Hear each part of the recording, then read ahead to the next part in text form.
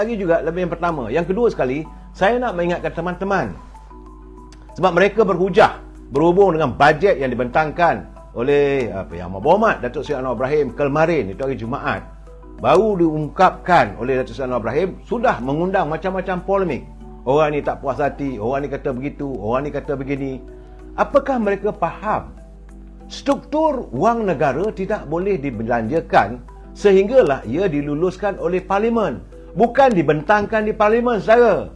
Sebab itu, apa yang berlaku dalam dana wibawa, apa yang berlaku dalam isu 600 bilion yang digunakan oleh Tan Sri Muhyiddin waktu zaman pandemik, waktu negara darurat, ia terpaksa dibawa ke Parlimen untuk diluluskan.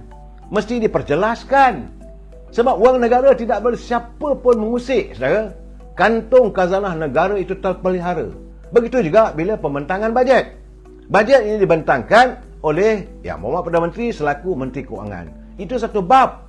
Dan selepas dibentangkan bajet ini, kita tunggulah, saudara. Saya ingat dalam masa 2 minggu, setiap wakil rakyat akan memperincikan persoalan demi persoalan mengikut kementerian-kementerian. Sebab bila hari Isnin nanti, saudara, Saudara Sobri Arif ulas sikit isu lesen percuma, sekadar pendaftaran ke total free. Ini Saudara Sobri, kita kena tunggu. Itu baru dilontarkan oleh Yang Berhormat Perdana Menteri dan juga Menteri Kewangan. Tetapi tiap-tiap kementerian, menteri-menterinya akan menjawab, akan mengulas. Dan besok insya-Allah buka saja Parlimen membincangkan soal bajet ini, Ketua Pembangkang akan berucap. Dia akan tentulah Ketua Pembangkang, sikapnya mesti bangkang lah, saudara. Dan kita harus mendengar dengan teliti apa yang dia setuju, apa yang dia tak setuju tentang berhubung dengan bajet yang diutarakan oleh Yang Berhormat Menteri Kewangan. Ini kita kena faham, saudara. Saudara Juri, 92B senyap. Bukan. 92B itu urusan SPRM, saudara. Dan tidak sesuai kalau ia dibangkitkan dalam bajet. Bajet ini nak menggunakan sebahagian daripada wang dari kantung negara, mesti mendapat kelulusan Parlimen. Kelulusan Parlimen artinya semua wakil rakyat nanti akan berhujah dan sama ada bersetuju ataupun tidak. Kalau bajet itu ditolak, tak boleh pakai lah, saudara. Tapi lazimnya bajet ni mesti diluluskan. Kalau tak diluluskan, gaji kakitan kerajaan tergantung. Itu keadaannya. Tetapi okeylah, katalah saudara tidak bersetuju tentang KWSP misalnya. Kita ada wakil rakyat yang mewakili anda di Parlimen. Segera menghubungi wakil rakyat. Yang Berhormat, kami tidak. Yang Berhormat bercakap soal ini. Saudara Kandar Fazi, tolong ulaskan pelepasan muflis. Juga benda ini akan dibangkitkan. Sebab kita ada wakil rakyat, tugas wakil rakyat, ahli-ahli Parlimen. Sebab itu bila di Parlimen, dia dipanggil di kawasan mereka.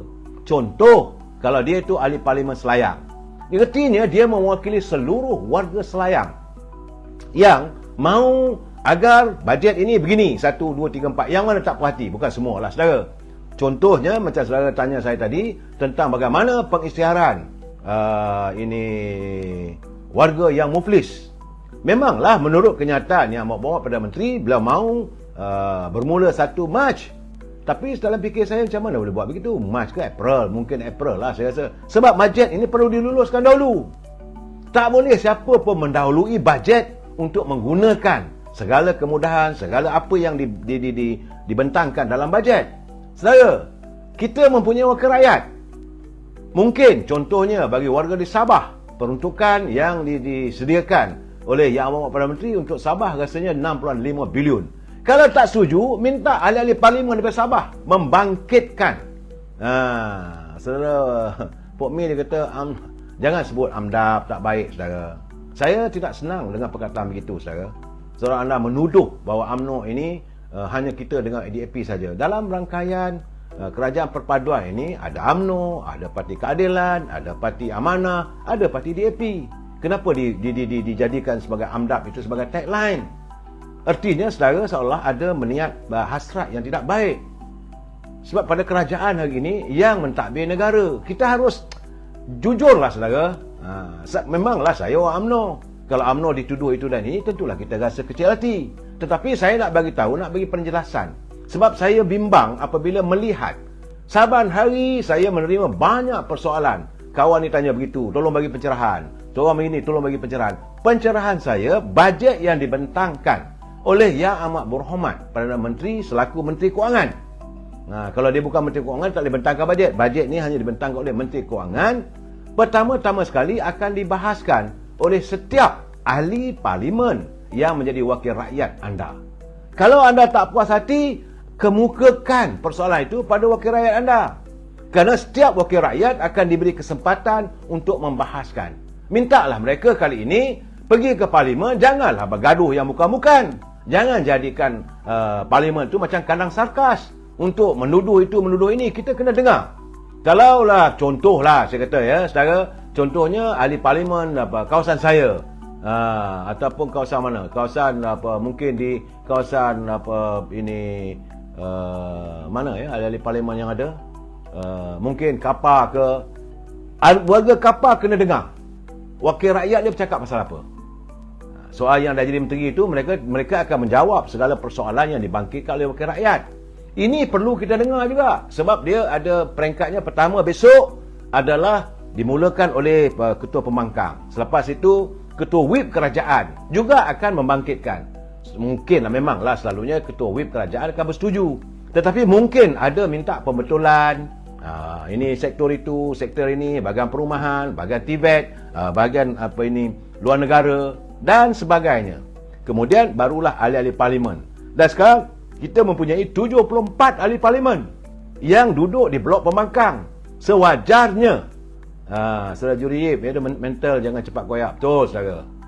Jadi sewajarnya 74 ahli parlimen itu membangkitkan apa persoalannya. Dan saya yakin menteri-menteri yang akan ditegur, kerana ini juga baru bajet dibentangkan oleh Menteri Kewangan. Contoh lagi saya katakanlah bahagian Menteri Pertahanan. Ada orang bercakap, bila sekarang ni kita membincangkan, sebab lepas dari parlimen, dia akan dibawa dalam majlis. Secara bukan mudah untuk meluluskan bajet ini. Dibawa ke majlis. Majlis ini berunding. Selalunya kalau saya lihat di parlimen tu, cokma tu diturunkan ke bawah, bahawa artinya persidangan parlimen berada dalam majlis persidangan berhubung dengan satu-satu kementerian. Sama ada bajet untuk kementerian itu diizinkan ataupun ditolak. Itu juga terpulang pada ahli-ahli parlimen. Saudara Aceh Limah dia harap-harap mereka tidak membangkang di luar dewan ataupun hanya di depan wartawan. Benar. Tak sepatutnya. Gunakanlah parlimen itu. Ini dewan tertinggi yang membincangkan masalah rakyat. Sebab itu saya katakan saya akan marah kalau ahli parlimen tidak berperanan. Sebab mereka harus mengutarakan segala permasalahan yang menyentuh soal rakyat. Kalau kita rasa tak puas hati, tadi mereka dah bangkitkan, ingin penjelasan daripada Menteri Pengangkutan. Apa yang dimaksudkan dengan pemberian lesen yang tidak perlu dibayar? Lesen yang bagaimana? Siapa? Dan perlu jelaskan. Maka menteri tersebut akan menjawab dan memperincikan satu persatu. Begitu juga sebagai ahli parlimen, kawasan mana lagi, ingin bertanya pada menteri, Jabatan Perdana Menteri, hal ehwal undang-undang. Bagaimana persoalan rakyat kita yang diistilahkan muflis. Kerana menurut Yang Amat Perdana Menteri, menurut dalam bajet ini mengatakan satu Mac nanti yang mana di bawah 50,000 boleh dihapuskan, dilupuskan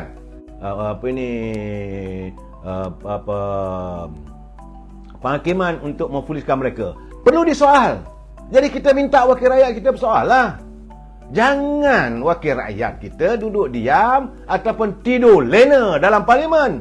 Saudara, saudara kena pasti ahli parlimen jadi tak masuk itu terpulanglah. Saya tak nak campur benda-benda begitu, saudara. Ya, dia nak datang ke tak datang ke terpulanglah. Tetapi kita mengharapkan agar mereka faham peranan mereka. Sebab itu dulu sebelum pilihan raya, sering saya katakan, warga kena faham. Kita menghantar mereka ke parlimen sebagai wakil kita. Jadi bila adanya pilihan raya itu, pastikan kita yakin, kita terfaham bahawa calon yang kita lantik, yang kita pilih ke parlimen itu benar-benar dapat memenuhi aspirasi kita sebagai rakyat. Sebagai saudara Muhammad Farhan, memang ramai tak clear dengan peranan ahli parlimen. Besar, saudara. Sebab itu mereka dipanggil Yang Berhormat. Lepas saja bajet ini dibawa kepada Dewan Rakyat dan diperhalusi satu persatu, saudara. Bukan sembrono begitu, satu persatu. Sebagai contoh lagi saya katalah, macam mana apabila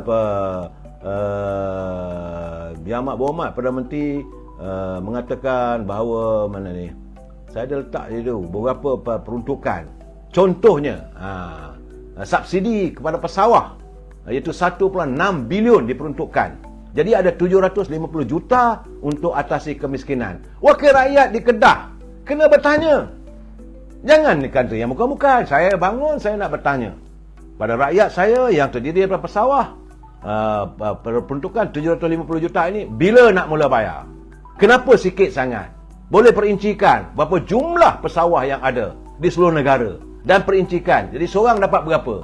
Itulah tugas wakil rakyat, saudara. Selepas diluluskan oleh Dewan Rakyat, dia masih lagi belum boleh pakai, saudara.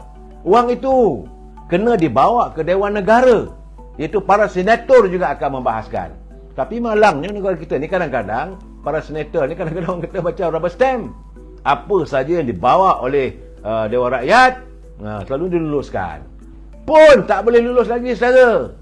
Dia selepas senator, Dewan Negara dah luluskan, baru dibawa menghadap Duli Yang Maha Mulia yang di-Pertuan Agong.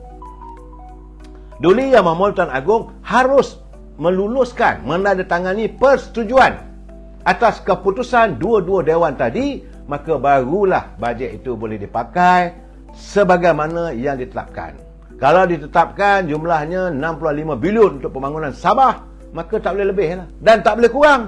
Saudara, peruntukan kena ada. Sebab itu telah diluluskan, telah pun dibahaskan. Jadi saya ingin mengingatkan teman-teman, bila bercakap soal bajet ni, jangan kita jatuh hukum dulu.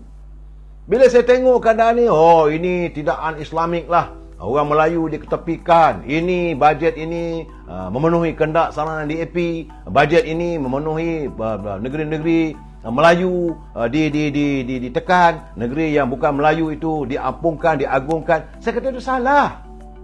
Kalaulah kata peruntukan untuk di Kelantan dan Terengganu dirasakan kurang ataupun berhubung tentang wang royalties, berhujahlah. Tapi kalau semua wakil rakyat bersetuju agar wang royalties itu dibagi pada kerajaan negeri, maka terpaksalah kena ikut. Itu keputusan Dewan Rakyat, saudara. Sebab itu BA dia kata perlulah memilih calon yang terbaik, saudara. Tak buat sama nak seorang nak tolak tak tolak itu kemudian lah, saudara. Saudara, saya melihat itu masing-masing punya penilaian. Cuma saya harap dalam kita berhujah biar berfakta. Saudara, Ramzul Zam ni kita nak buat macam mana? Katil dan tilam telah disediakan. Apa hal lah tu? Di Parlimen tidur. Saya rasalah kadang-kadang kita sebagai warga, kita rasa kecewa melihat adanya pimpinan mula menunjukkan sikap-sikap yang tidak baik, saudara. Mereka tidur dalam dewan, tidak berhujah, dan bila berhujah banyak menyentuh soal-soal peribadi, bukan soal kepentingan rakyat. Ini keadaannya, saudara. Saudara Jurijik bukan tak nak kasih keluar KWSP, ada sebab nak kaji. Saya soal KWSP ini biarlah wakil rakyat akan membangkitkan. Saya yakin persoalan ini sebab sebelum bajet dibentangkan pun ada 4-5 orang wakil rakyat telah pun membangkitkan, dan perkara ini akan dibangkitkan lagi dalam sidang dewan. Tentulah menteri yang bertanggungjawab akan melihat persoalan ini secara lebih mendalam lagi, ya saudara.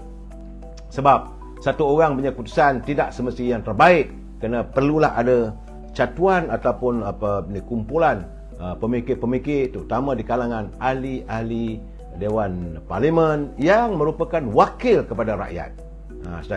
Secara lokal-lokal itu saya lebih suka kita soal dia hadir tak hadir, itu soal dia. Itu antara marang dengan rakyat marang lah. Kalau amatlah malang warga marang kalau wakil rakyatnya tak hadir ke dewan, artinya dia tidak memperjuangkan soal kehidupan rakyatnya. Itu saja, saudara.